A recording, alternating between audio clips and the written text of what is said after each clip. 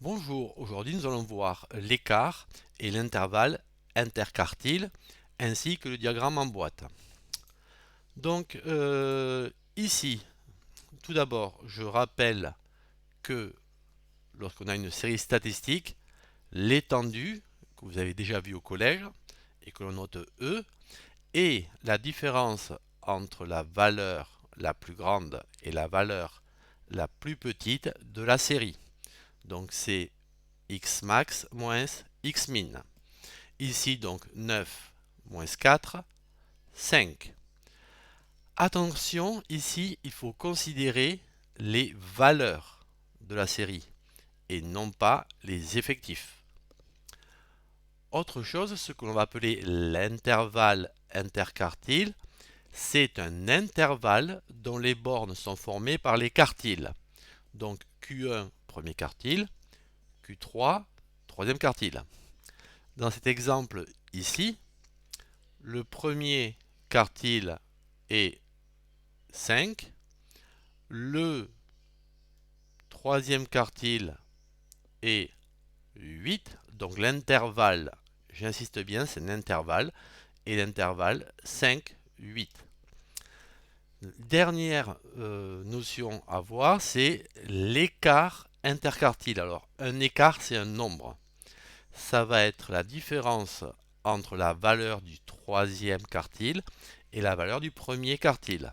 Donc ici, 8 moins 5, 3. Donc l'écart interquartile est de 3. Attention, beaucoup d'élèves confondent intervalle et écart interquartile. L'intervalle, donc, c'est ici 5, 8. Ce sont tous les nombres entre 5 et 8. L'écart, donc, on verra, c'est ce qu'on appelle un indicateur de dispersion. C'est un nombre 3. Ici, propriété, pour une série statistique, au moins 50% des valeurs appartiennent à l'intervalle interquartile. On représente très souvent les séries statistiques par ce type de diagramme qu'on appelle diagramme en boîte. Ici, nous marquons le minimum de la série.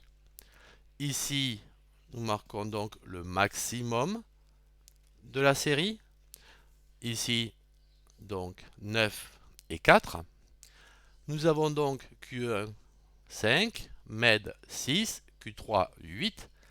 Donc, nous allons faire un rectangle. Ici, nous allons marquer Q1. Ici, nous marquons Q3. Et à l'intérieur de ce rectangle, il y a ici la médiane. Donc ce diagramme qu'on appelle diagramme en boîte ou encore diagramme en moustache permet de représenter la série statistique.